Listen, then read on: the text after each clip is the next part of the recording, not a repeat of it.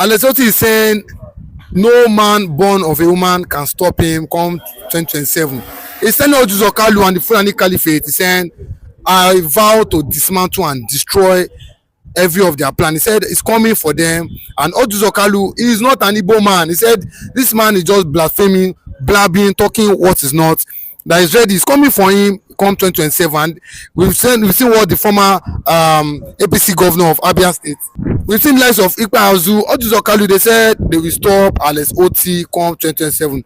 But the is saying now he has vowed to dismantle the Fulani Caliphate, dismantle Ojuzo Kalu plan. He said, I'm coming for them and they can't stop me. What is your take as Otti coming for the Fulanis and the likes of Ikpa Azu and Ojuzo Kalu? Yes, that allegation that we are hearing very clearly that Ojuzo Kalu and the rest of them who are trying to make sure they take over the government house forcefully from Alex Otti. It's been reported that the Sultan of Sokoto met with him with Bola Ahmed Tinubu, and they are planning to relocate over 1,000 to 2,000 displaced Fulanis in Abia State, where they are trying to create IDP camp for them, for displaced Fulanis, northerners in the southeast, targeting, Abia State in that regard. And that is the crisis of the matter, and that is why they see they are trying to make sure that Alex Otti is actually being removed from office.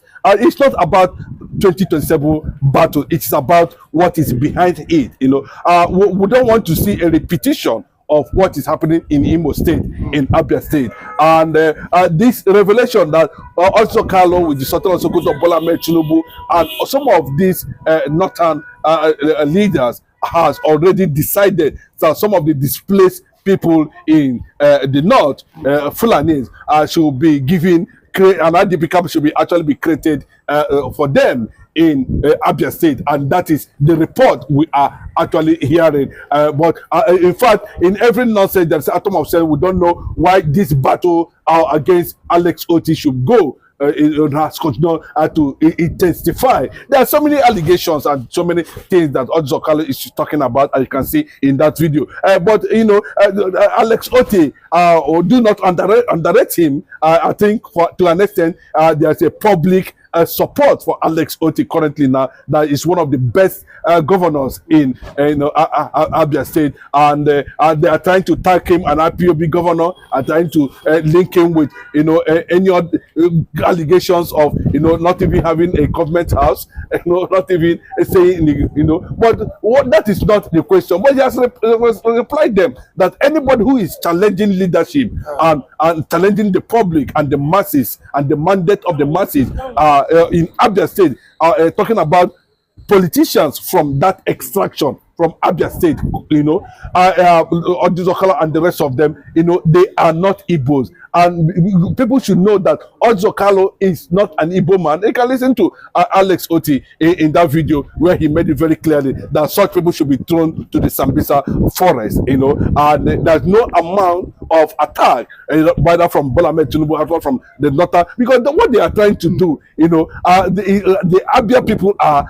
already watching very closely why Ojuzo Kalu wants to plant his younger brother in government house, and why they were having this Sokoto Ojuzo Kalu. Were they not impressed with Ojuzo Kalu's governance when he was governor of Abia State? Were the people of Abia State not impressed with Ojuzo Kalu? Because if he has done well, we did not want his brother to. No, that's what I'm saying now. Ojuzo Kalu stole in that report we are hearing over 7 billion or more from the purse of. That's why he was being arrested. But unfortunately, since he joined APC, maybe possibly his sins has been forgotten. Ojuzo Kalu seems to have forgotten that Abia was looted to the ground under his watch, and up to that very moment, he has not able to refund that money stolen from government house. And we also notice that why under the chief of staff, Theodoji, was also in prison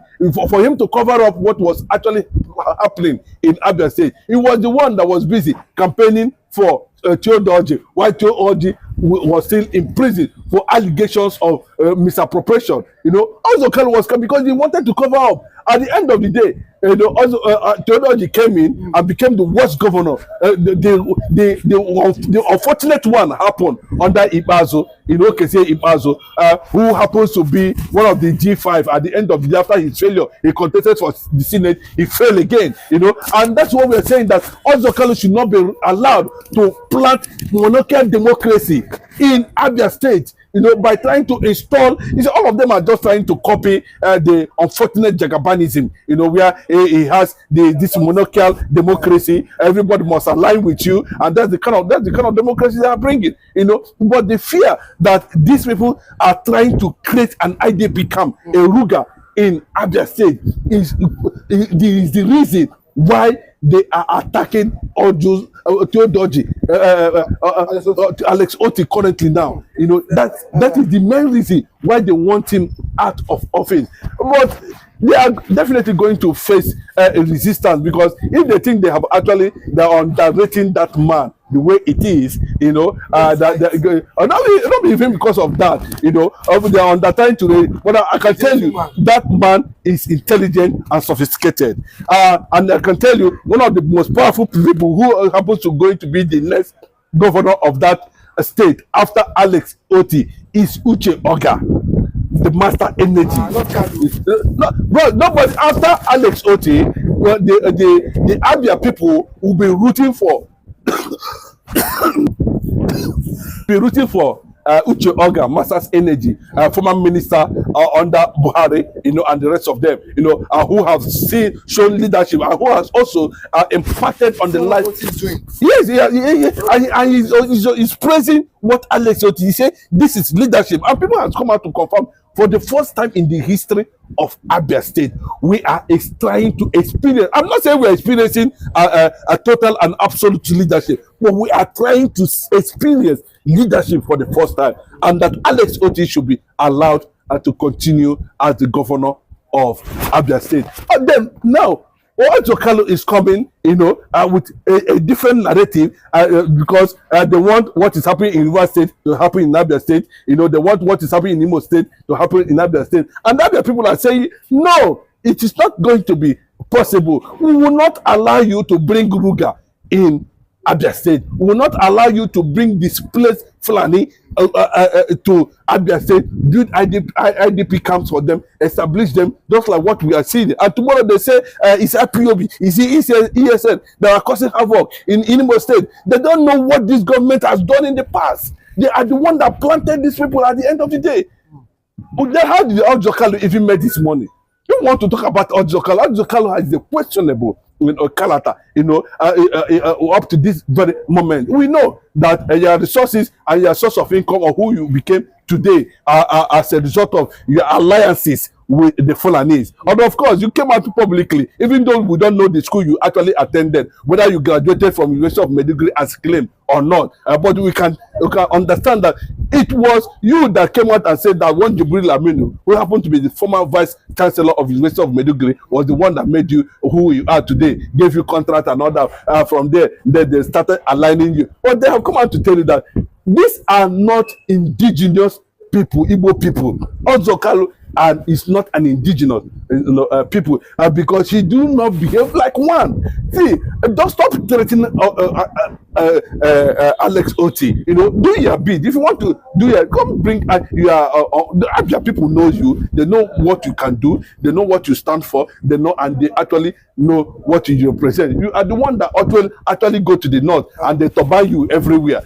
How many times have you seen Alex Otti go to the north and they turban him? You are the one, because you are looking for something you cannot get. And if it's not possible, this is the last time you are going to be in the Senate. Ozokalo, you and Benjamin, that is having certificate issue now, and these are the people of questionable character. We don't know how they made their money from nowhere. Look at the speaker of House of Representatives now, who are always jumping around that he's the sixth person in Nigeria and nothing will happen. Now they are questioning him. How did you get your certificate? These are people of questionable character, and we will not allow such thing to take place in Abia State. And that is what Abians are saying very clearly. And let me also say it very clearly. no matter what you talk, recently the former vice president of Nigeria, Osibanjo, visited him, and there was a lot of things that were being discussed, behind the scene. And they have given him a go ahead. The international community are supporting him. The world leaders are supporting him, to continue that. You can see before now, he's the lead ambassador to Nigeria paid him a visit. And a lot of things were being discussed. He has continued to attract foreign direct investment, into Abia State, trying to open up the Abia State economy. Well, in all ramifications, both in agriculture, both in road network, both in so many ways, that's why there is a wider regulation. Or to the extent that he was able to extend electricity supply to neighboring states in Port Harcourt.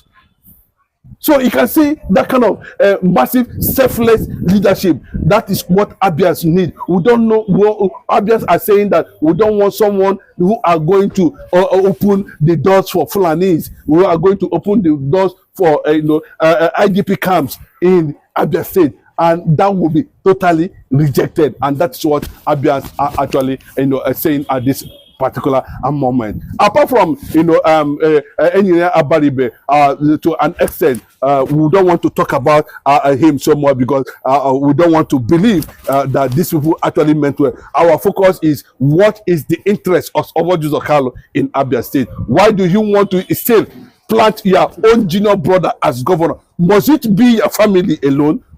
See, this is not what we actually want.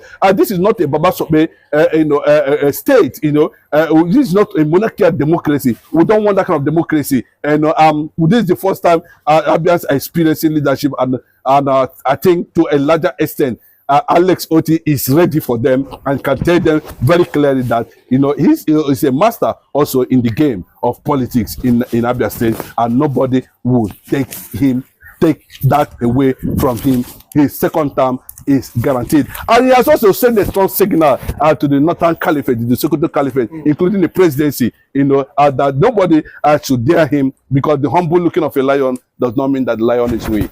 Okay, but we've seen Ejiofor in Amdekanu's council come out and say that what he said in Amdekanu, especially thanking Alex Otti for what he has been doing as regards him coming out from the Sokoto detention. He's saying that what let's not forget what Otti Carlo told Alex Otti. He said, "You are a Biafra governor." As the guy said, as I'm Alex Otti fighting for an Amdekanu release, that he's fighting for someone that wants to bring division to Nigeria, that Alex Otti should be checkmated. But with that being said, now, do you think Otti Carlo is right with him calling Alex Otti a Biafra governor for fighting for his own brother? But Alex Otti is telling him that you are not an Igbo man. I'm ready to die and fight for my brother. He said they should all be thrown to Sambisa Forest, and they were not freeborn of the Abia. But possibly they are not from Abia.